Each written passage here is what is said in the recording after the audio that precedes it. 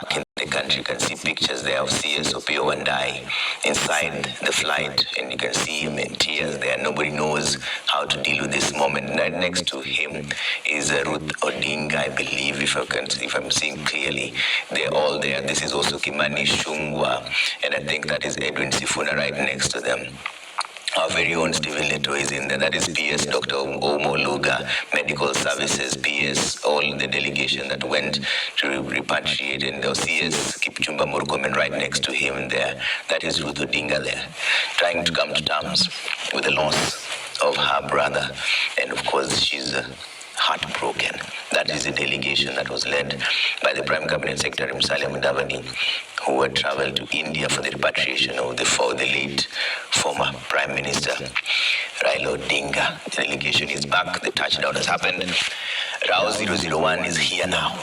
So the reality starts to dawn for most of the people who say they have lost a father figure, a leader who will be remembered, an icon in the political family and the political life that nobody will match up to. We bring in now, will see you finishing this conversation on the 72-hour burial period. The reality is now dawning. You can see there's Prime Cabinet Secretary also there, Musalia Mudavadi, who we're giving you pictures from inside Rao 001, where very own Stephen Leto is there. I believe that is CS Joe and CS Kabogo, all of them part of the delegation that went to repatriate the body of the late Raila Odinga. We'll show you the rituals of the water salute that is expected any moment from now, a significant show of respect for a fallen leader. That's the ceremonial gesture in which the airport fire trucks create an arc of water over the airplane to celebrate, most of the time, a special occasion, such as the retirement of a senior pilot, the inaugural flight of a new aircraft or airline, or the return of a military veteran. This will be done in honor of the late former Prime Minister Raila Amolo Odinga. This team had been instructed by the president to head out and come back on the same day for the final rites of the Right Honorable Raila Amolo Odinga, who expressed his wishes to be buried within 72 hours. Acne-prone skin. Soap is not enough. Try Pure Active, the #1 anti-pimple cleanser with salicylic. Come from where when a rule or a king passes on, we take at least 3 weeks, almost 21 days to mourn. The first thing I say is that welcome back, Baba. We had missed you. We didn't expect you to come back the way you have, but we are glad that Baba is here with us now. And going back to the conversation that you're saying, Baba's life was about changing trends and trying to realign with the people, with emerging realities.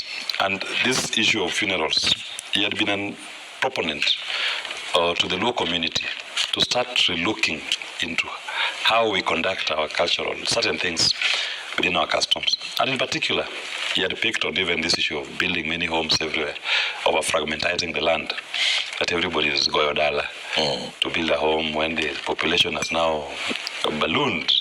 There's not enough land for everybody to have their own home. He spoke about the issue of lavish funerals, that we should not spend so much money on funerals when the family that is going to be left behind will be met with serious financial constraints. So also, and he's now lived it with his own experience, where he has told the local community and those who cared about him, let me rest in 72 hours. That spares the burden that comes with the funerals. So there may be a shift. I mean, now this is the second prominent Luo who is being buried in under 72 hours. That's now Raila and General Ogola. So you'll see a mind shift. The other people will emulate what these gallant sons were trying to show us, that we can actually do certain things without compromising on our culture, but in a way that does not compromise on the realities that the people are going through. So it's lived by example. And now Baba is here. Yeah. Baba is going home, but Baba will always live within us. The king is dead. Yeah. Long live the king. That's the water salute I was talking about earlier on. It's a ceremonial gesture in which the airport fire trucks create an arc of water over an airplane to celebrate a special occasion. You can see CS, Joe, everyone overwhelmed with emotion, and we do respect their space, but this is also a public figure that then we have to keep our people updated on this. And you can see CS Kabogo there. Also, you can see PS Ouma Oluga from Medical Services. You can see at the back there Ruth Odinga, the sister to Raila Odinga. You can see Edwin Sifuna. You can see CS Kipchumba Murkomen. That is a delegation of 30 who went there to repatriate the body of the late Raila Amolo Odinga. You can see Johnson Sakaja, that is governor for Nairobi as well, part of the delegation, over 30 of them that went there. Everybody just grief-stricken. Nobody knows what to do at this particular point. There's a preparation at the Parliament precincts where the body is expected to lay there for public viewing, which will start at 12 p.m. The aircraft was bang on time as we had tracked it, exactly 9:30. It was already here. We were tracking it in real time, and that is now RAW 001 pulling over to the close where now they'll be posing for the removal of the body and the dignitaries as well to be received by President William Ruto. Former President Uhuru Kenyatta is also there, and the delegation will head straight to Lee Funeral Home. You can see it pulling over there, those live pictures from JKIA with the RAW 001 touchdown at the JKIA. In Manzo, we're talking about the 72-hour burial period. Is this time for a general mind shift when it comes to burials? Because the argument has always been sometimes these funeral rites end up draining the family to an extent that after the rites they are now left in debt and even more grief. Is this a precedence that is now being set by someone considered a Ruth of the Luo nation? Yes, I want to say that I think it was very wise of Baba to give that direction. We saw it first with Angola, 72 hours, and it was kept.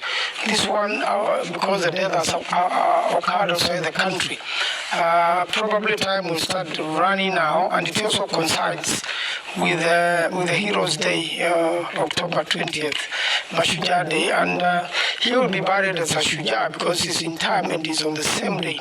And I think owing to what has been happening in the past, somebody passes on and it takes 10 days, 2 weeks to rest that person. If you look at the other cultures, Islamic culture is immediate and it really saves in so many things and brings a closure. Now, with what Baba has done, I think this is going to set a new precedent, and not only to the Luo nation, but to many other people around the world. You know, the English culture is also a shorter period, in fact, with lesser people, and very, very cheap. A lot of people also prefer the cremation, and that has happened across many cultures. Cremation is not really an African culture, although it's coming in, and cremation also brings a closure, within a short time, as soon as the family agrees to do cremation, although they keep the ashes as a memory. So I think now a new precedent should not just be followed by the Luo nation, it should be followed by as many other communities as possible to reduce the expenses and to bring a closure. And I'm happy Baba has directed this himself, and everybody is making an effort to follow Baba's directions, and I believe many other families should copy this culture so that things can be brought to closure as quickly as possible, and the reality things. My really, condolences to the family, to friends, to Kenyans. Everybody is grieving, including myself. We all miss Baba. Previously, it was Baba while you are away. Now that reality has come back. While he was away, he's passed on. And Kenya has really changed. His life has changed Kenyans from when he joined politics to today, and we're going to have a new Kenya. without Baba. And we hope that a lot of things Baba had set as precedents and had given directions will follow, and those directions will be followed as his wishes, so that we can have a better Kenya. Yeah. Willis, how do you shape that new Kenya that Manzo is talking about at a time when you can see from your live pictures there from JKIA that the body of the late former Prime Minister Raila Odinga is just about to be removed from the RAU 001 and put onto the gun carriage where the procession will make its way to the Leafy Road home. We'll keep those pictures there so that you see what's happening in real time at the JKIA. But how do you move forward and build that new Kenya? We can build the new Kenya when now we all aspire to do that which Raila Odinga taught us. And that is fight for the common good, not individual interest.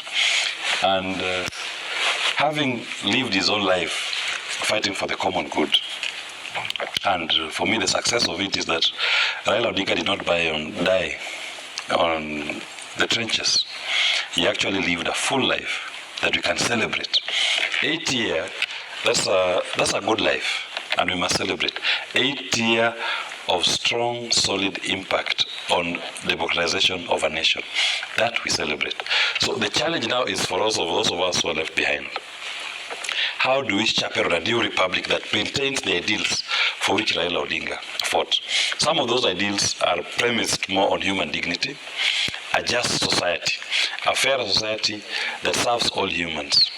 So anybody who claims or who admires the legacy of Raila Odinga, you have an individual responsibility to be a little Raila in your own respective space and do that which will make Raila Odinga proud.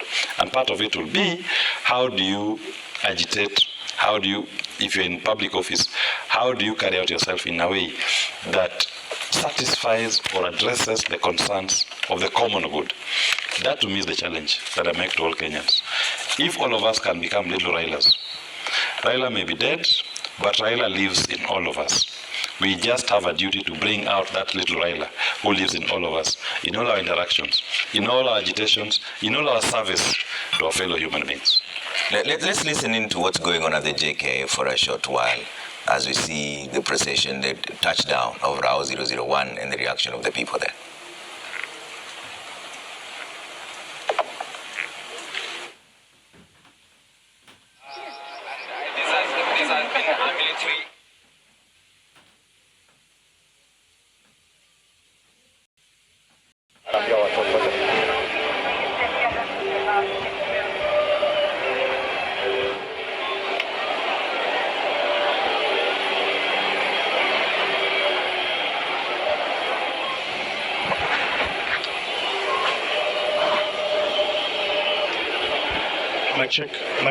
Mic check, 1, 2, 3, mic check, 1, 2, 3, mic check.